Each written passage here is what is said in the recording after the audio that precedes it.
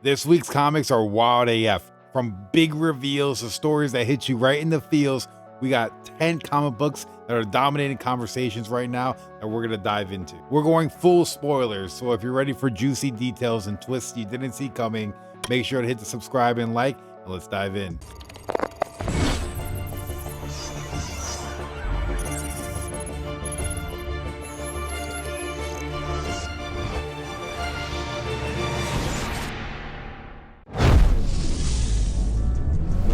Captain America issue number 15. I mean, we got a trio, we got a trinity, if I may. We have Captain America, we have Thor, and we have Spider-Man. I'm gonna tell you right now, the dialogue between Captain America and Spider-Man is hilarious. You get to see Spider-Man's quirkiness, his corniness. I feel like every time he teams up, that's what we see, and that's the Spider-Man I know. This issue kicks off a new story arc. This is the aftermath of Broxton, Oklahoma, and the destruction by the god of hammers. I'm enjoying it, and it just kicks off a journey. This has supernatural elements. There's a mystery behind it. We get to see an Asgardian goddess. You know, what's her name? Kelda. There's something lurking in the dark. Something's happening, and Captain America, Thor, and Spider-Man have to figure it out all together. So it looks like it's gonna be a great team up. I'm liking this first issue to the story arc, and I can't wait to see what happens next. All right, we have Amazing Spider-Man issue 61. Now we got a new story arc, The 8 Deaths of Spider-Man by Joe Kelly. So whole new arc. If you haven't been reading ASM, perfectly fine. You jump on in because I really enjoyed this. And ASM, you know, for a while has been pretty lackluster, you know, to say the least. But this issue I thought was pretty awesome. We start off with Spider-Man and he's battling burnout, and then Doom appears, telling them that he's been chosen. And Spider-Man's like, nah, buzz off. You know, he's like, I don't want nothing to do with you doing whatever, blah, blah, blah. Then he goes home. He's got this whole back and forth with Aunt May, you know, telling him to get his life together. Spider-Man goes out. He talks to Spider-Boy. Spider-Boy has one of the funniest lines in this because Spider-Man's trying to ask him for advice. And he's like, dude, I'm 10. You know, like I find ice cream makes pretty much everything better. Except diabetes, which I thought was just hilarious. I laughed out loud. I thought it was a great moment. And then we get like a giant boom and Spider-Man's like, what is going on? Goes to investigate, sees this giant demon. He's like, all right, let's take him out. But he is no match. And then that's when Doom says, you need my help for this.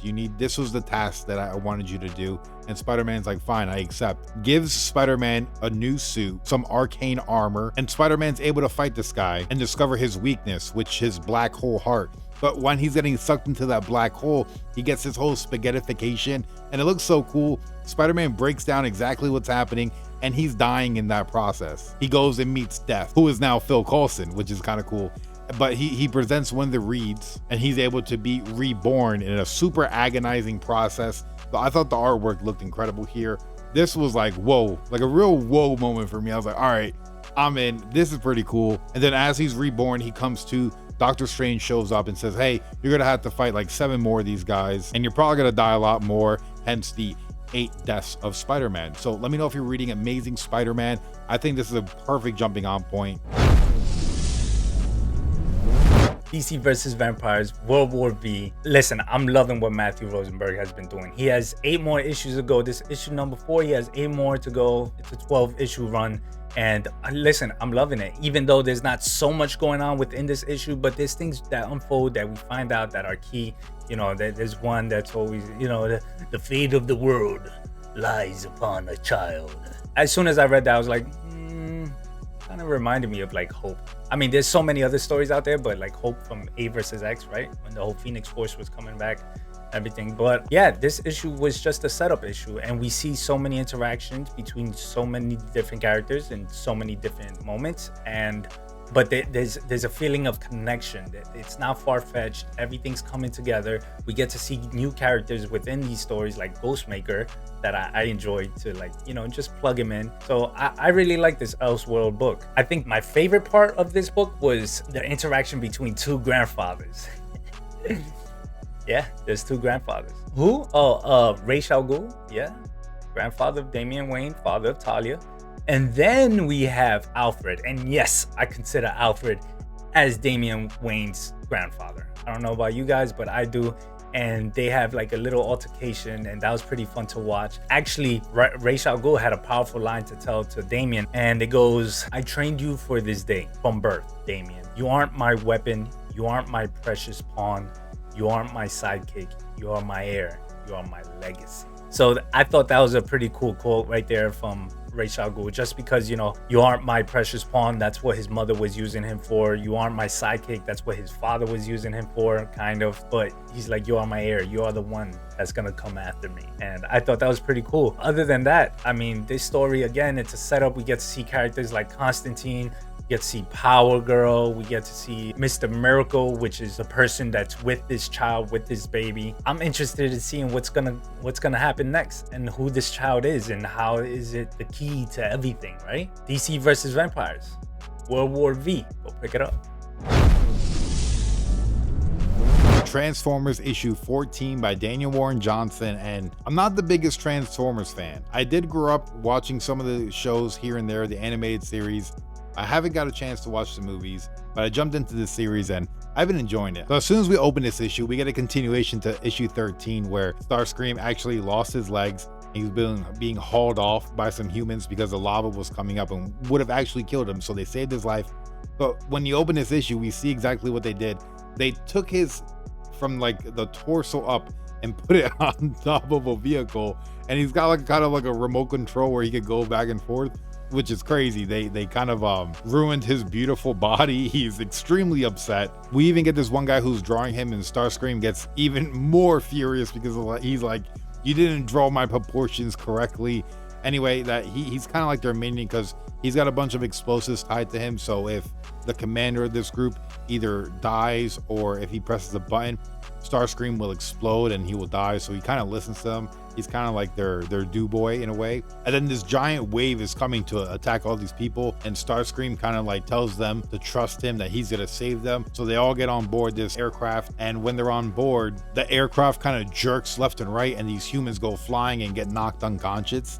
And so the general's out cold, and while he's asleep, Starscream makes a deal with all the other people that if they remove the explosives from him, he'll bring them back safely. And of course, you know, the general wakes up, goes to press the button, nothing happens. He explains, you know, that they released all the bombs from him, and then Starscream just murders them all. So all the people are dead except for one guy, the guy who was drawing him. He wants him to stay alive, follow him, and kind of illustrate his rise to power, which is kind of awesome. And that's where the issue leads off. I'm actually really looking forward to the next one. Let me know if you're reading any Transformers or enjoy Transformers, because I gotta say, I'm slowly becoming a fan. Spectacular Spider-Man issue number 9. We have Miles Morales. We have Peter Parker. Is this issue that important? No, it's not. But the thing is that it's a fun read. It's a fun read. We get to see these guys, Miles Morales, Peter Parker, as like a mentor figure towards this character named Juliet, which has a crush on Anna, which also has a struggle with her powers, and her powers are environmental powers. Like she has the ability like Hydro Man or like the Human Torch, but then she could turn to stone and then gas. I feel like this is somewhat like Avatar, which I've never seen before, so it's weird for me to make that comparison. But I feel like every time somebody talks to me about Avatar, it's about elemental abilities and powers and stuff like that. But honestly, I recommend this issue if you're about reading, having a good time, seeing the interaction between Miles Morales, Peter Parker, Miles trying his hardest to be more mature. It has a good feeling about the whole, with great power comes great responsibility. And then it ends with, you know, it's somewhat of a panel between two Electros. And we can see that it's going to be a build up towards the meeting between Miles Morales and Spider-Man and these two Electros. So I'm looking forward to it. I'm liking the character of Juliet. I'm liking her abilities. We get cameos like Fantastic Four. We get the Human Torch. She interacts with Human Torch. They fly together, they do whatever. But then she also had trained with Hydro Man just for a little bit, just to show a little demonstration. Hydro Man was like, this is how you do things. But then he falls into a whole sad, crying state of guilt and everything. And there's a panel where she interacts with him. She crashes, her water crashes with his water. Anyways, and she gets to see into his mind a little bit. And she's like, he's done awful things. And it really hits Hydro Man. So that was pretty cool to see as well. And again, it's a fun read, so check it out. Batman The Dark Ages issue number 6 is the conclusion to the 6th story arc, and I thought this was great. Starts off with Pariah, who pretty much robbed all of Wayne Enterprises, anything that was profitable He kind of took the money and he jumps out of the building because Batman had to crash his plane in to take out Ra's al Ghul. So he jumps out of the building with a golden parachute, which I thought was hilarious. And then we don't see him until the end of the issue. And then we cut to back at the Wayne Manor and Robin's talking to Batman saying, hey, should I go back to the circus? Because, you know, Wayne Enterprise has no more money. The business is going under. The stock is plummeting. And then Lucius Fox comes knocking out the door and says, hey, he pretty much took all the money from all these profitable programs, except for one, the Futures Technology Program. But Bruce knows the only way for this to actually work is if he could get like all the low-level crime to kind of stop in the city. So he goes and meets with Penguin, Riddler, Poison Ivy, and he's like, hey, I'm only going to give you guys one warning. Stop robbing normal people and only go after the rich folk. You know, leave the lower class crime alone. Let the city heal itself so we can move it forward, and I won't come back. And Bruce doesn't come back. He kind of disappears from Gotham. Him and Selina Kyle, Catwoman, they finally have a conversation with each other. They have a lot in common, actually. They form a relationship. We see them kiss. It was very beautiful. I thought it was very elegant how they brought that together. I really enjoyed it. And Bruce pretty much retires from being Batman. He kind of escaped the jail that was Batman in Gotham City and was able to get free. He's kind of happy. He's enjoying his life, and it's like cool to see Bruce enjoy his day-to-day life. And then we go ahead and cut to the Fortress of Solitude, and we see Superman and Lois Lane, and he's kind of explaining the bottle of Candor. It's an entire city, self-sustained, and then an alarm goes off because there's actually an intruder at the Fortress of Solitude, and it's our man who robbed Wayne Enterprises, and he's made his way all the way up to the North Pole. And in an earlier issue, we got warning that Brainiac was going to come and harvest Earth for its biosphere,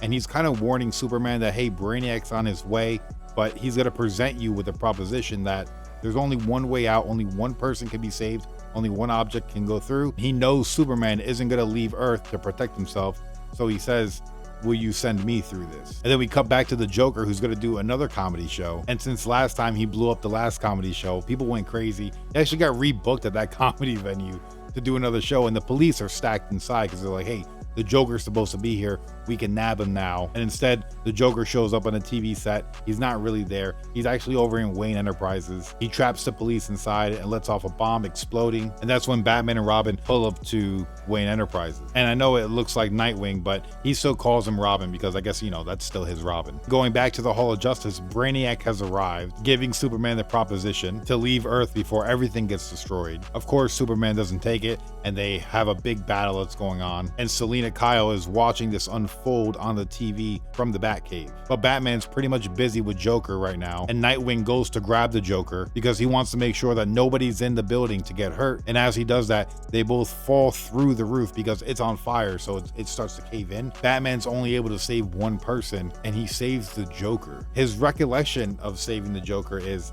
that he didn't save him and he let him die, but really he did save him, because then we cut to 2030 and Batman's an old man. He's writing his autobiography about his entire life. The man who wheels him back out to his room is asking him if he's senile because he's telling the story as if he killed the Joker, but he didn't, because that's actually the Joker who's wheeling him back and explaining to him everything that actually happened that night and how Batman saved him and gave him an actual reason to live. He doesn't have the face paint on anymore.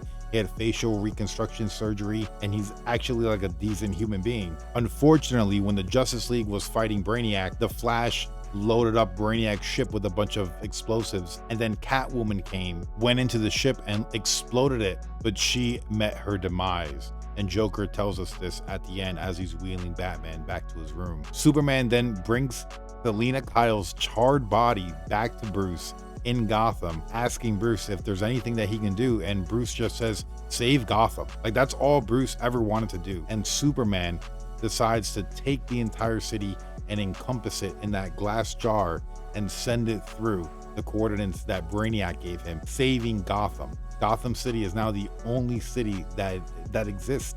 Earth is gone, the entire universe is gone, and just Gotham City is out there. And that's what Joker is explaining to Batman. And I thought this was a cool way to end up and tie this series. I really enjoyed this. I hope we get another one.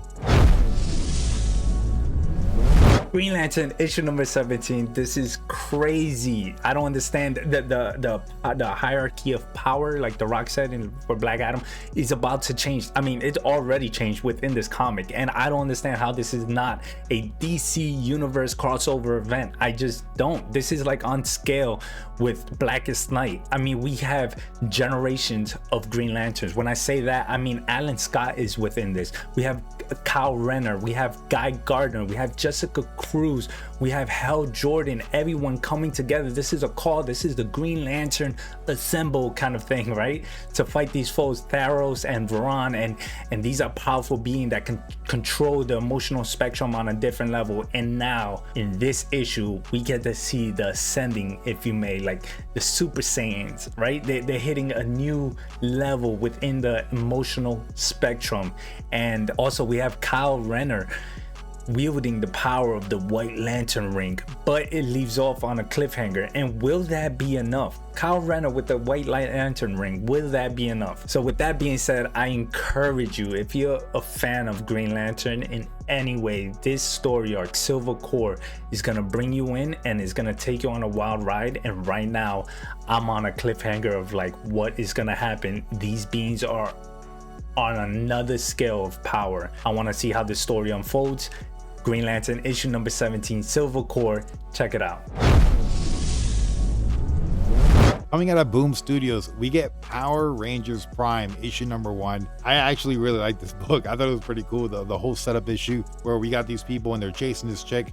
She's got like a sword. She gets hurt. She goes to hide in a dumpster. This kid finds her. He lies to like the authority, the police that are trying to look for her. He's like, hey, I'm in my boxers. I'm just trying to throw the trash out. I don't know what you guys are doing. So they leave and he takes her back to his apartment where she's knocked out. So she's just resting there. And then the next day he goes to school and we see that he's a refugee on this planet, that Earth was under attack. They made a deal with the Eltarians, who was able to protect Earth from these alien invasions that came through. But the Eltarians decided, you know what, we're gonna stay on Earth, and they stayed on Earth and made Earth their new colony. And they do not like the Power Rangers. We get like a brief history of the Power Rangers. They go back to like feudal era Japan, the medieval ages, like the 1950s. And we see how the Power Rangers have protected Earth throughout the decades until these people came to Earth and started eradicating all the Power Rangers. That lady from the beginning, or the woman from the beginning, is actually a Power Ranger in modern day. And then this police force, if you would, is surrounding the building in the area. They're trying to look for her now. One of these officers goes up to the kid who initially found her and is like, hey, I seen you last night. You were here. Do you know where this chick is? Do you know where she is? And then this other guy comes who says, hey, he's with me. And he's like, oh, I'm so sorry. I didn't know he was with you. And then he talks to this kid and he's like, hey, I know you from class. Why did you stick up for me? Like, we're not really of the same kind. I'm a refugee and you're like a colonizer. And he's like, yeah, I know. It's whatever. Now that I save you though, you're going to tell me about this girl. I'm interested. I want to know about her. And right before the issue ends, the moon kind of explodes in a way and something comes crashing down and this woman comes out. And she literally says, I am free. And I remember because I grew up watching the first season of Power Rangers. It was Rita Repulsa who's like, I am free after 10,000 years. Now, she's not like as cool as her from the cartoon. But yeah, this has to be Rita Repulsa. I'm pretty sure it's her. I hope I'm saying her name right. But you know who I'm talking about. She was like an iconic character from the Power Ranger franchise. I'm totally looking forward to diving into the next issue of Power Rangers. Let me know if you guys are reading Power Rangers Prime. Absolute Batman issue number 2. Let's talk about it. There's a couple of things going on here. There's a progression within the story. There's things that we find out. There's interactions between characters that we never seen before or that we barely seen before. And I'm talking about Jim Gordon, Martha Wayne. Again, it still feels weird that Martha Wayne is alive. That's so horrible to say, but you know, we're just not used to her being around and having these interactions, this dialogue between characters. Ultimately, we do get into the childhood and the trauma that Bruce Wayne went through, and there's a panel in there between Bruce Wayne and Thomas Wayne, and oh, you guys just have to pick that up just to see that one. But again, Nick Dragotta and Scott Snyder are doing a tremendous job. I love the writing, I love the artwork. It's a crazy duo. I mean, it's still not with Greg Capullo, and you know, but I'm loving it so far. We get Batman, we see him with new gadgets. He has like this acid pellets. He has this Batmobile. Is it a Batmobile? Batmobile truck. It's like an industrial mining truck. I have no idea what it is, but it's pretty badass and pretty far-fetched, and it's just like, damn. Then we have Alfred Pennyworth, right? He's still this soldier, and he's somewhat spying on Batman or Bruce Wayne, gathering his kind of intel about him, but also helping him, aiding him throughout this process. So it's pretty cool to see that this Alfred, you know, still hovering over him, still trying to be protective, still helping Bruce Wayne in a way. We also got the scene with Bruce Wayne and his rogue gallery, which was pretty cool. We got to see Killer Croc, we got to see the Riddler, we got to see the Penguin. This is essentially about Bruce Wayne gathering information about these guys and creating these profiles, and I thought it was pretty cool. They're just there sitting around. The interaction was cool. Towards the end, we get a little snip, like a little panel with Selina Kyle, and we're discussing Selina Kyle's relationship with Bruce Wayne, how they know each other. You can tell that she's not dead. She can't be dead. So I'm eager to see the next issue, what's gonna come after, and how they're gonna progress through the story from there. But ultimately, this issue, Absolute Batman issue number 2, I thought it was a fun ride, thrilling. Again, the gadgets, the way Batman's using his cape is very unusual, and I still, like, I don't know how I feel about it, to be honest. This is a new take, and I just gotta leave off with a question. Is this Batman AF? G.I. Joe number 1. Now, I never watched the G.I. Joe cartoons. I've heard of G.I. Joes. You know, I've seen the toys, the action figures and stuff. I know there's a couple movies out there. I'm not sure if they're any good. Let me know if I should watch them. We get introduced to all the characters. It's pretty cool. We see some of the enemies. They got these new laser rifles. So the team we get introduced to is starting off, and they're doing some training, trying to really become G.I. Joes. And the training isn't going as planned. They all need to really lean in and just be more of who they are, which is what makes them unique. Before they know it, they're getting attacked by the enemy. They start getting hacked. They have no idea what's going on. It's freaking out. They're not really ready for battle yet. And before they know it, a chopper's coming in. Shots are ringing out like crazy. Then the foot soldiers come in. They got these laser blasters. They're super outmatched. Grenade goes off. Bombs are going off left and right. And then this one guy goes to rush one of the enemies, and he gets lit up with this new laser rifle. There's no way this guy's gonna survive. He's done for, already dead, issue 1. And that's kind of just where it leads off. I think Joshua Williamson is doing a great job on this. I thought it was a great intro. If you're not into G.I. Joe, or if you've never read G.I. Joe, I'm looking forward to issue number 2 already. This might even go on the pull list. I thought it was pretty dope.